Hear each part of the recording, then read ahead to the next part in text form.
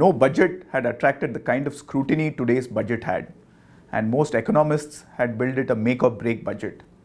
This budget had to accommodate the high fund transfers to the states, which as quoted by the FM came to around 62% of the total revenue, adjust for the demise of the Planning Commission, cope with challenges for taking GDP to the projected 8+% rate, and find more funds for public spending to kickstart investments without compromising on fiscal goals. And as expected, fiscal headroom was very limited, with practically very few ideas on the revenue front. Expectations of Achedin were humongous, starting with an increase in the personal income tax exemptions, increase in the housing loan interest deduction, lowering MAT, which had grown to 18.5%, exemption of SEZs from MAT, scrapping of dividend distribution tax, and an end to the inverted duty structure in many areas of manufacturing, spinning up of expansion of the authority for advance ruling so that orders could be passed in a timely manner, more bilateral advance pricing arrangements, a deferment of the GAR provisions from its slated implementation timeline next financial year, timelines for introduction of GST, etc. And everybody wanted to watch out if we would continue on the roadmap to taking the fiscal deficit to 3% of GDP. And one thing which most of us were praying for was some real bold steps to broaden the tax base. It's a shame that in spite of the population of India and China being almost the same, the number of Chinese paying income tax is 10 times the number of Indian taxpayers. And we have enough millionaires, farmers and businessmen included who don't pay any taxes. So what did the FM do?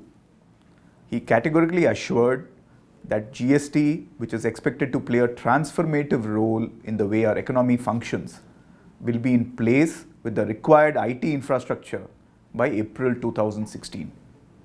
This caught most of us by surprise. This is the most awaited move and crucial for reducing the cascading effect on the cost of goods and services. He has also announced something unexpected, a roadmap for doing away with all or most income tax exemptions on the corporate side, which by his own admission resulted in invariable tax litigation, and a roadmap towards rationalization of the corporate tax structure to a more globally competitive rate of 25% over the next 25 years, which is a very smart move and good, even though it effectively means that corporates will pay a little higher income tax this year due to the higher surcharge. And this, in his own admission, is to ensure that Indian and foreign companies invest in manufacturing here in India rather than in some of the Asian countries which have been competing for investments. He has abolished wealth tax, going by Kautilya's mantra that the cost of administration should not be disproportionate to the tax collected, and has done a smart thing by increasing the surcharge from 10% to 12% on individuals, HUFs, AOPs, firms, etc. earning more than 1 crore and on corporates earning more than rupees 10 crore. While many in the industry were rooting for a scrapping of the dividend distribution tax, he has quietly raised it from the effective tax rate of 16.995% to 17.304%. For individuals and middle income group, he has permitted an extra rupees 50,000 deduction for people investing in NPS over and above the section 80C limit of rupees 1.5 lakhs, thereby providing for their own social security. And he has provided a further deduction of rupees 25,000 towards medical insurance premium.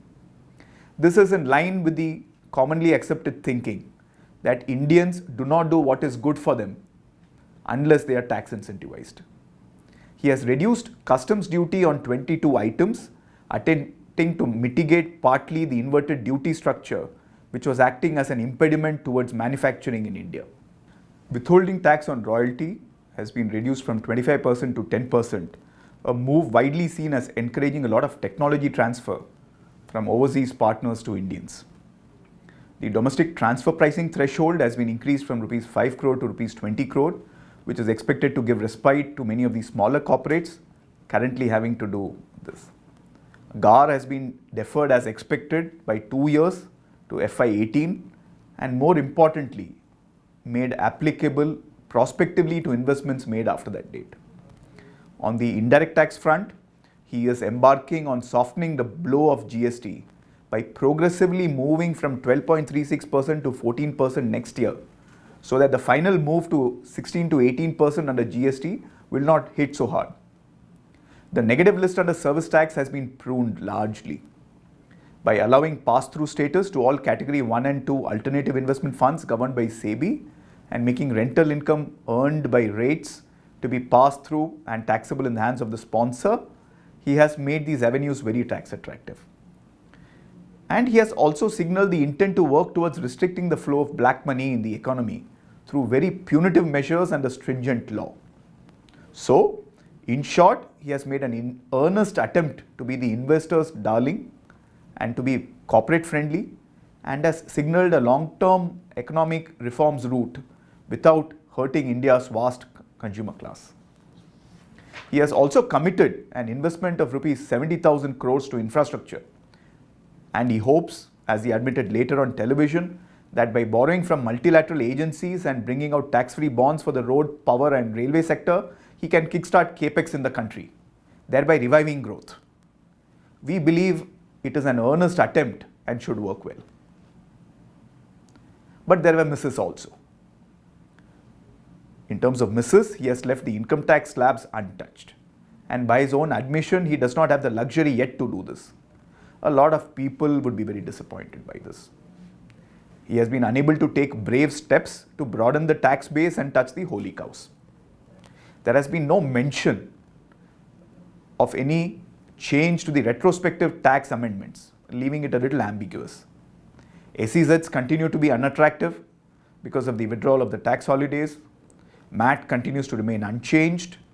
DTC has been effectively scrapped.